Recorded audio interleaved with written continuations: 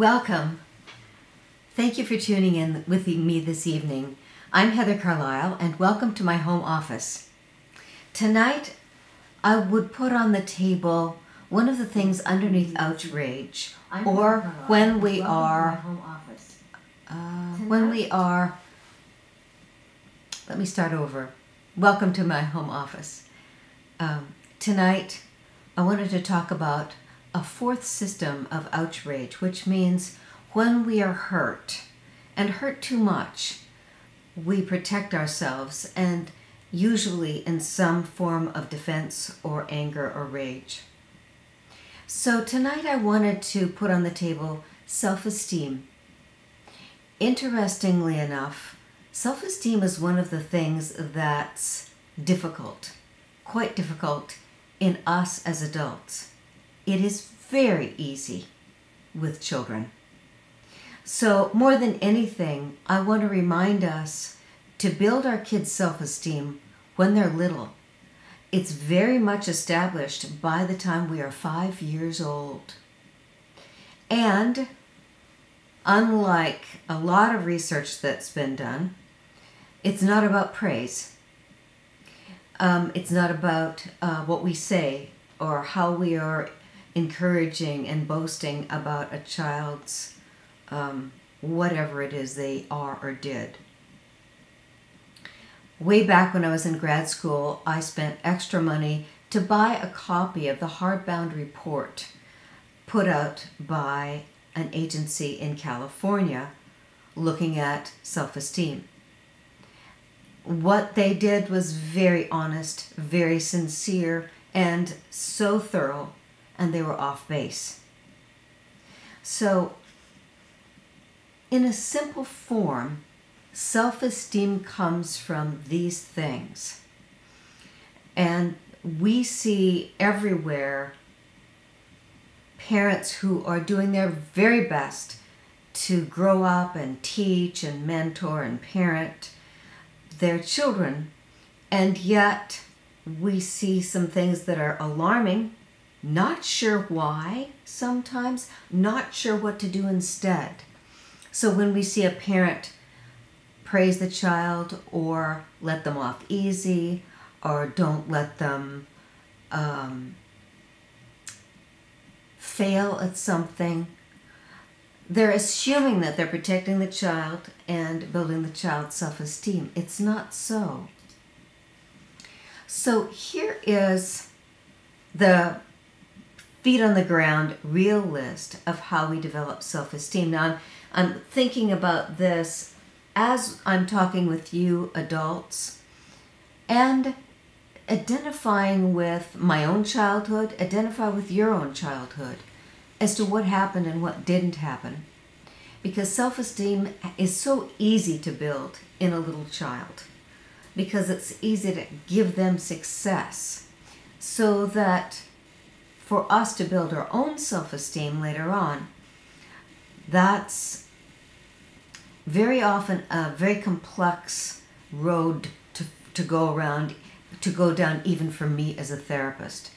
So when I'm working to build someone's self-esteem, to help them find a way to feel as if they're good enough, they're worthy, they're special, that they're not afraid of failure, etc. Many things people tell themselves. And one of the things that we commonly hear is, well, I'm just too hard on myself. And then they go on to the next topic. If we're too hard on ourselves, that's extremely serious. It's damping down our power, power for good in the world. It's also lowering our enthusiasm, lowering our ability to connect not only with ourselves, but with others. So when you say, I'm too hard on myself, you don't want to skip over that. You want to say, I'm too hard on myself. What's that about? That's not okay. From childhood, often we hear so much guilting or correcting or punishment or consequences. None of those things actually work. It just works either for us to fight against it or to have ourselves squashed or belittled and disempowered. So today we know what to do instead. Let's look at this list. The first word, love. Love is not an island. Love is experienced together. It's experienced by receiving it, and we also experience love wonderfully when we give it. We feel what it's like to be a loving person. And there's nothing more satisfying, there's nothing more pleasurable, there's nothing more attractive and appealing than experiencing yourself as someone who is loving. So self-esteem, number one, comes from feeling as if you're loved, because when you're a little kid, of course, you're needing love. And the love that you give back is the welcoming of it, is the bonding of it, is moving towards. So love, respect, and acceptance. We could spend the next 3 hours just on that particular concept. Love, respect, and acceptance. Notice there's no punishment. There are no consequences. If we understand how to raise a child, we don't need consequences. Consequences are punishment, and in this country, punishment is usually abuse, and we have outlawed that. It's illegal. It is that harmful. So then you say, well, what if my child does something that's inappropriate? Well, that's a whole nother deal, isn't it? We want to look at the root of that. And if the child did something that was inappropriate, the child is feeling pushed around, coerced, disrespected, unloved, not accepted. So then how do we accept behavior that is, in essence, unacceptable? So if you have a question, please type it to me. Please chime in. Self-esteem is extremely complex and very, very important, and yet it's very simple. So notice the next thing on the list is being taken seriously.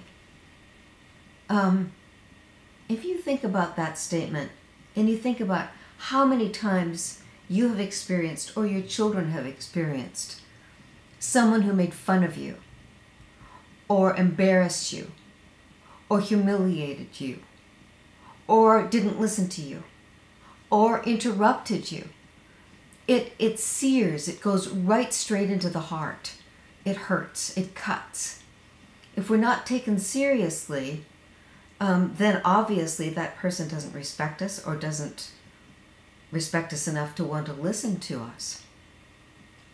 Being listened to, and I could go on and on about that, and you've already heard me go on and on about listening and being listened to.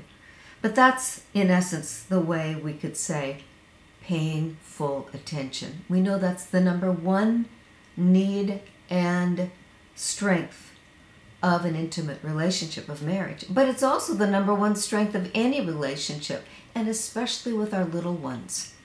If we listen to them and give our full attention to them, they know that they are right then the most respected, most treasured, most loved person in that relationship. So being listened to, it's easy to say, isn't it? And yet, check in with yourself right now. How often do you find yourself becoming impatient when somebody's talking, or when you know you're supposed to listen, but you're not, in essence, respecting what this person says? Sometimes we don't want to respect it because it's a waste of time, or because it's off base and it's not kind. But then how do I say what is a waste of my time? And that's a whole nother conversation, isn't it? Having your needs met and having your needs taken seriously. And of course, this is all over the map, isn't it? But having your needs met and having your needs taken seriously, number one, sleep. What if people don't turn off the TV in your house? What if it's on most of the time? Some houses it's on 24 hours a day. Is your sleep being respected? Are your needs for sleep being met? Just that kind of basic thing. And I'm sure that you have some examples that you can think of as well. Honoring your uniqueness. Now, this is a tough one for a lot of parents because, of course, they don't want to play favorites with their kids. They don't want one child to feel like they're more important than the other child, etc. And sometimes this ends up being kind of like you treat everybody the same, like they're just triplets or something, and even triplets we know are different. So one of the ways to manage this in terms of building self-esteem for our young ones is that you have a structure. I know some families, they take the mom and the dad, each take one child one-on-one on a quote-unquote play date every month. So that this month it's Jessica's turn, next month it's William's turn with mom. This month it's Brian's turn with dad, and next month it's Jessica's turn with dad. So that the kids are experiencing their uniqueness being honored, because of course you don't do the same thing with each child, or you don't experience it the same way with each child, because you're interested in that child's uniqueness. And the first time I saw a family do this, I envied them. I was quite young and I envied them. One child loved photography and had a special camera. Another child loved canoeing and had his own canoe. So I watched these parents pay close attention to their child's interests and talents, and then give them the tools to play with it, learn about it, immerse in it, developing skills and talents in it, so that each child is honored with equal importance, but in their own unique way. And sometimes, of course, kids don't know, and that means that it's our job to take them by the hand and watch them closely to see what it is that appeals to that particular child. When they're little, you can see it. When they're adults, sometimes you can see it, or teenagers, sometimes you can see it, and sometimes they're just so oppositional that they don't want you to see it. Self-esteem comes from being healthy and fit.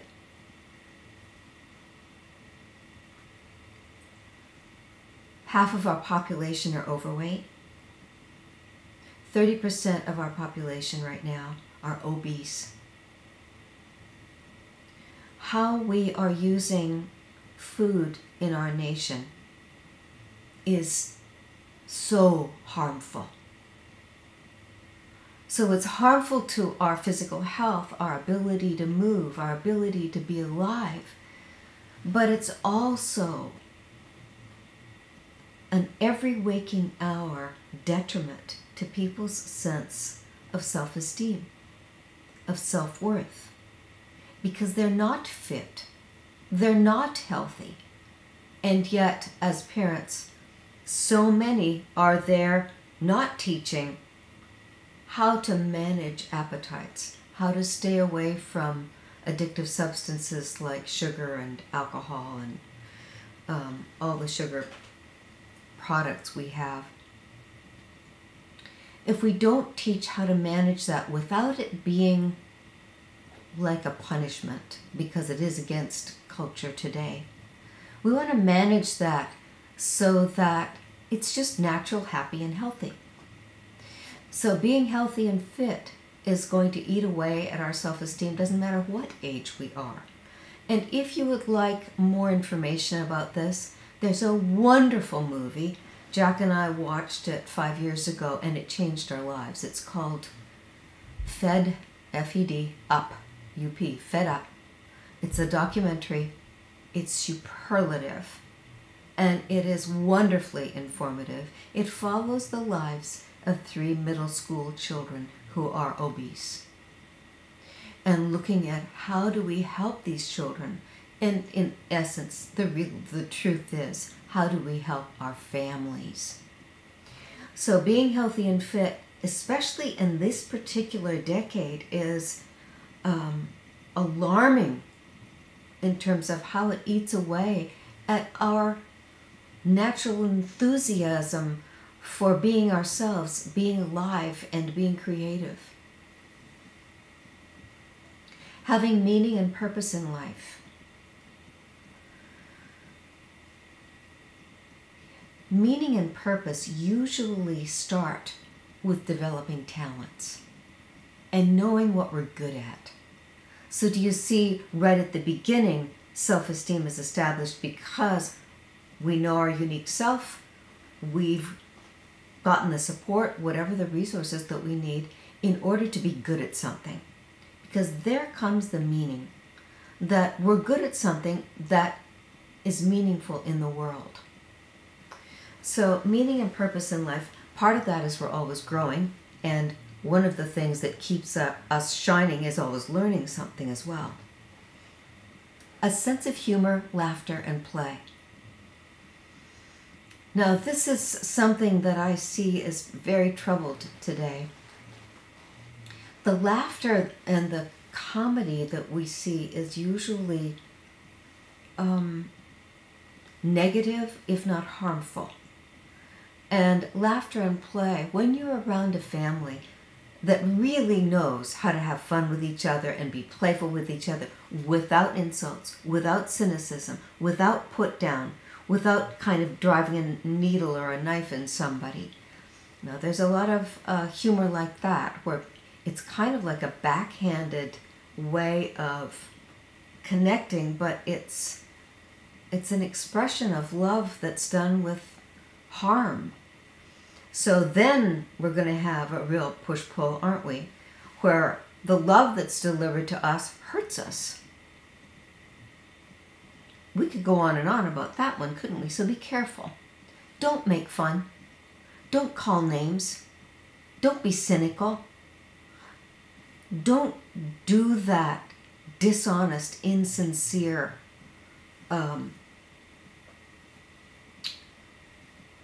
disrespectful way of talking and treating people. We do know, and many times the clients with whom I've worked who have severely damaged self-esteem, it comes from being bullied. Now, how many of your kids are bullies? You might know and you might not. But when we're raised well with sincerity and openness and honesty and kindness, respect, we don't bully people. We're not mean.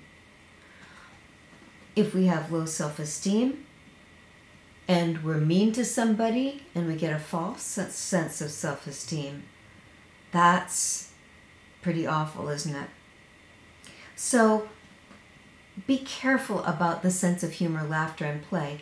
Keep it light, keep it fun, keep it joy-filled. Taking pride in your cultural heritage, and you know about bullying and prejudice and how that violates people, cuts them down. It will harm their sense of goodness for life.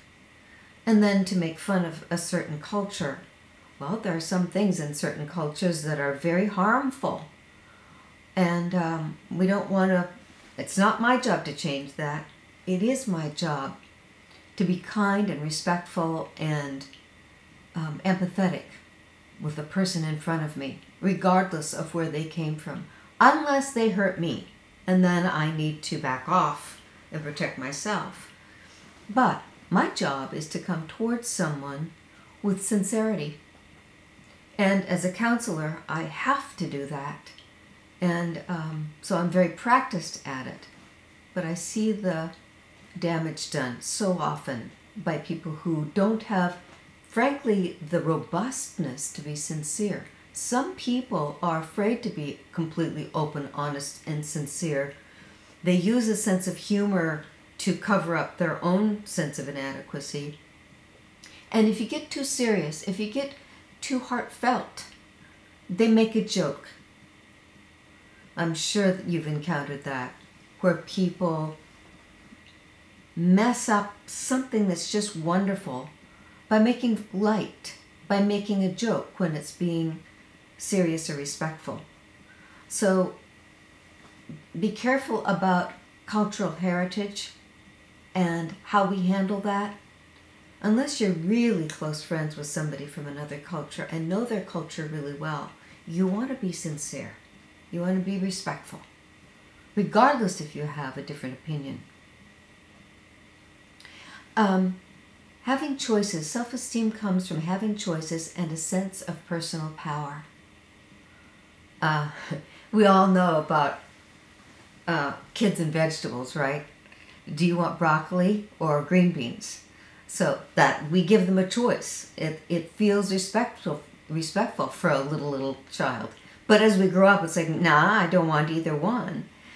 And but giving us a choice. I remind people as a counselor of this regularly. I'm a mentor, and here you experience me on my live broadcasts as a mentor and a teacher. I teach. I talk about things that I think are valuable, and I'm very honest and sincere about it. But if I'm working with somebody who has a choice to make, it is not my purview to tell them what to do or tell them what to choose, ever. Now, if someone has been hurt, then I will say we need to stop the hurt and we need to protect you. But if someone is struggling with making a decision, my job is to mirror what I hear them seeing, saying, wanting, the kinds of results they'll get from certain choices, so that we talk it through, we look at it deeply and sincerely. Look at their choices. It is not my respectful behavior to tell someone what to choose.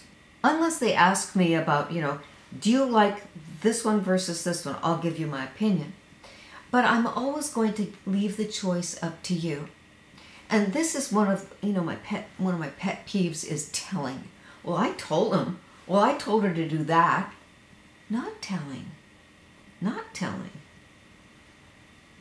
It's easy to say our opinion or to talk about what we would choose, but giving someone else the respect of walking beside them as they choose for themselves.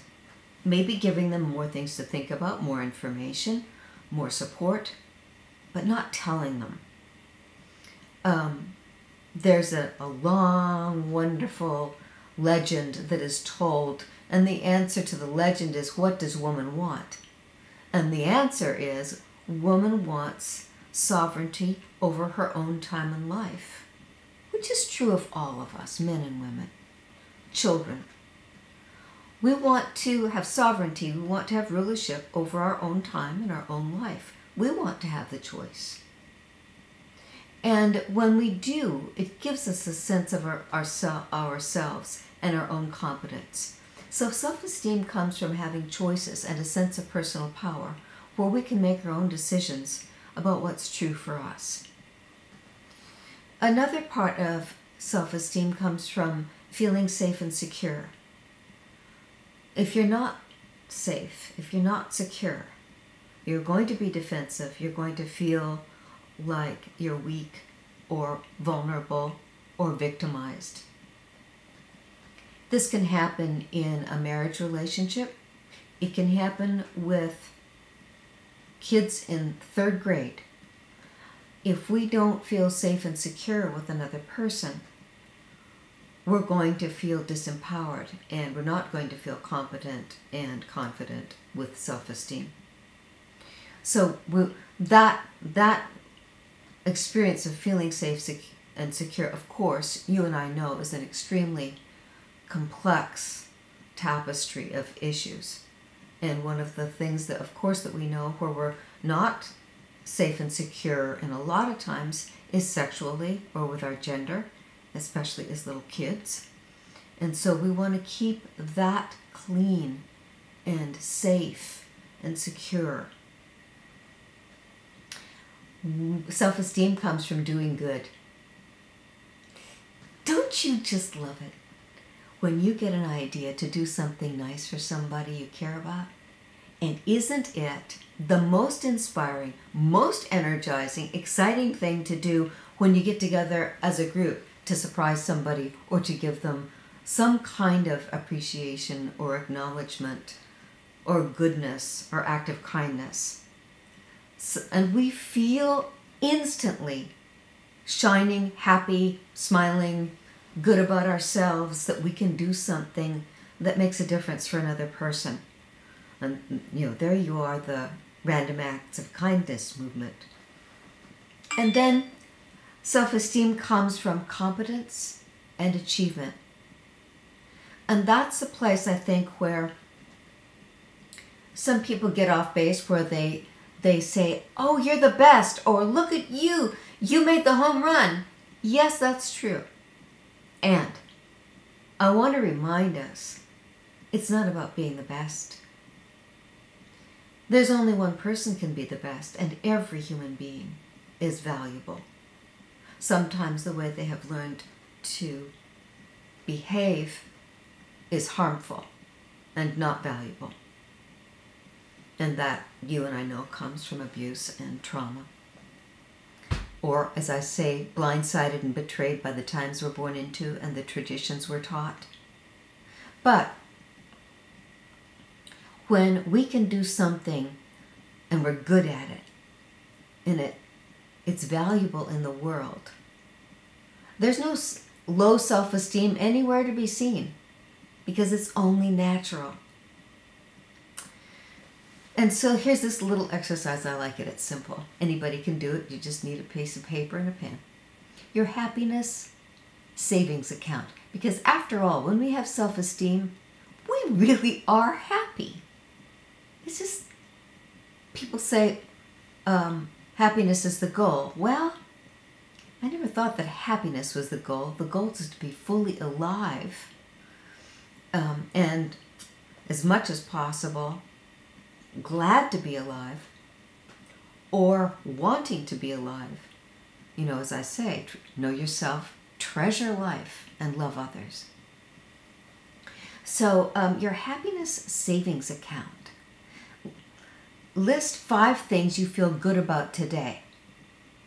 So 5 things you feel, well, anytime you pick up your little happiness savings account booklet, it can be just a little thing.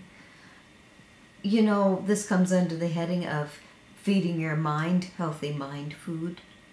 And so having a happiness savings account, you've got a list of things that are generators of something positive inside of you.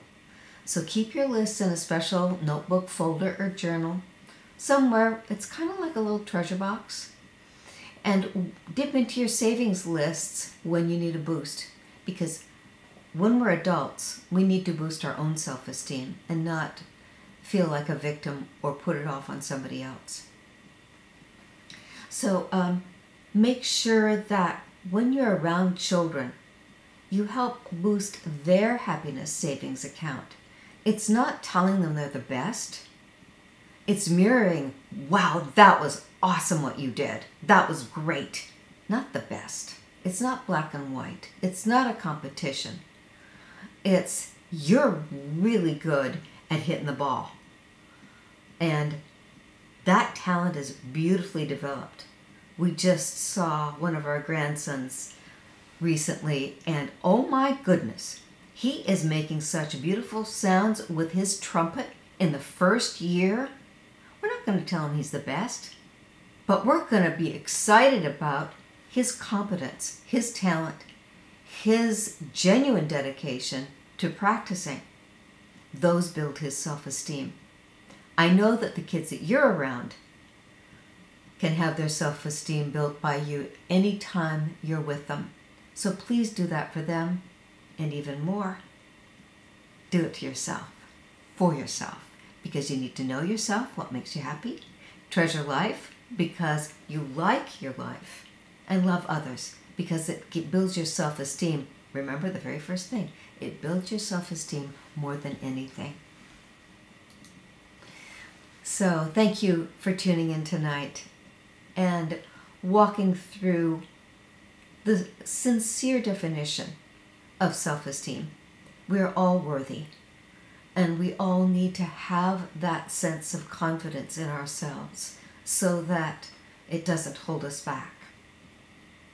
Thank you for tuning in tonight.